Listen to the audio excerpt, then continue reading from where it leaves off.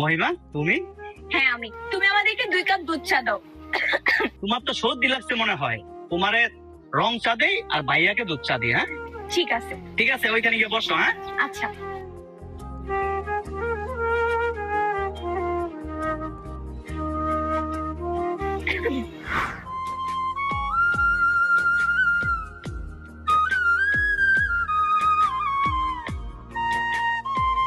এই যে এটা তোমার রং চা, আর ভাইয়া এটা আপনার দুধ চা। হ্যাঁ তাহলে তোমরা কথা বলো, আমি যাই, আর কিছু লাগলে আমাকে বলো। ওকে? আচ্ছা, পরিচয় হোক, ও হচ্ছে আমার ফ্রেন্ড।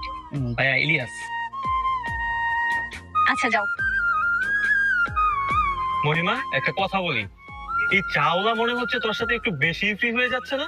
মনে হচ্ছে সে তোর একজন ফ্রেন্ড, এত ফ্রি কিভাবে কথা বলছে তোর সাথে? ফ্রেন্ড কেন হবে, ও আমার বয়ফ্রেন্ড। Are you mad?